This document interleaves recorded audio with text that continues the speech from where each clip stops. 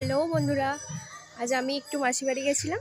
তো মাসির বাড়ি যাওয়ার পথেই আমাদের এখানেই খুব কাছেই একটি মন্দির হয়েছে নূতন। চলো তোমাদেরকে ঘুরে দেখাই।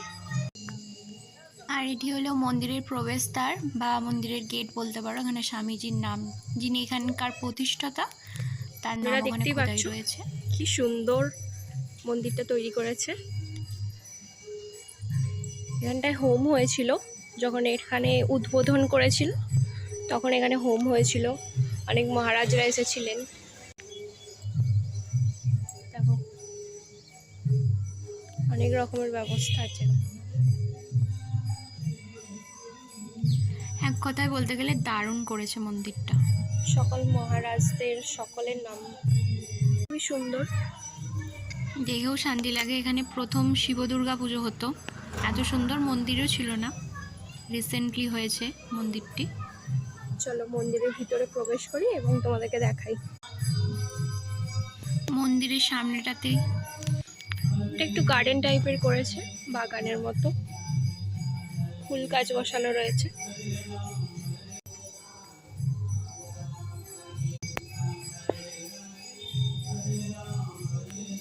মন্দিরের ভিতরে চলে আসলাম। আর বিশেষত এটা নিয়ে আমার দ্বিতীয়বার আসা হলো মন্দিরে। এর আগেরবার যখন এসেছিলাম এই মন্দির অভিষেক করা হচ্ছিল বা প্রতিষ্ঠা করা হচ্ছিল, আর ঘুরে অতটা দেখতেও পারিনি।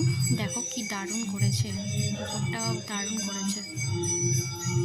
সকল মুনি ঋষিদের খুব সুন্দরভাবে ফুটিয়ে তুলেছে। এক কথায় দারুণ।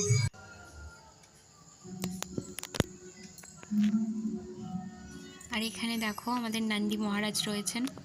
মহাদেব থাকবেন আর নন্দী থাকবেন, এটা হতেই পারে না। কি দারুণ লাগছে। হর হর মহাদেব।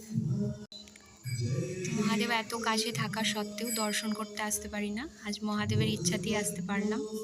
মন্দিরের পুরোহিত এসে গেছে দেখো পুজো করার জন্য।